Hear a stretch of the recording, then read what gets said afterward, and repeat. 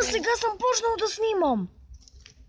Добре, нека да снимаме так. Така, здравейте. Добре, вече го снимаме за втори път този клип. Понеже стана гадно. Надежда, първа част, Боксо 32. Това. Котката. Трябва Дава да се гали, който живее в София в Надежда първа част и знае къде е Боксо 32. Може да дойде и да дойде тук. И да я вземе за себе си, защото тя е бездомна, но има много добро отношение към хората. Игрива. Да, много игрива. Бокс 132, ако някой иска да я види, да дойде на Надежда първа част. Както пак казвам, Бокс 132, трябва да си запишете това. Това е котката. Доста е добра. И ако някой вземе тази котка, ще направим тип на човека.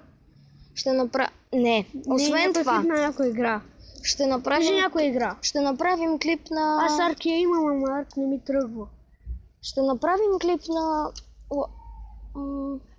No 3. Ама кратък. Или на Пайник Файсик. Да. И който иска да вземе тая котка, ще дадем и самия... Да, и освен това ще направим клип специално за този човек, който я е взел.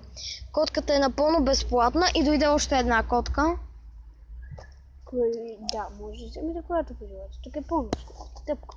Да, даже ще приближа малко, за да фокусира. Ето я. Другата котка. Това беше всичко за този клип. Надявам се да ви приближи. Ето това. Ето това е котката.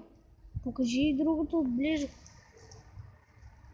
На то дали няма да спяга. Спокойно. Ето е другата котка. Ама тя е страхлива.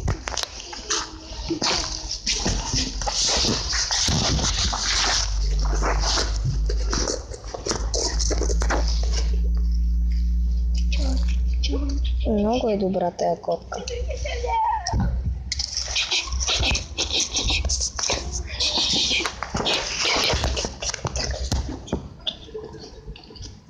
Така. Това беше всичко за този клип. Надявам се да ви е харесало. Ако така се абонирайте за Кирил и за мен и до скоро.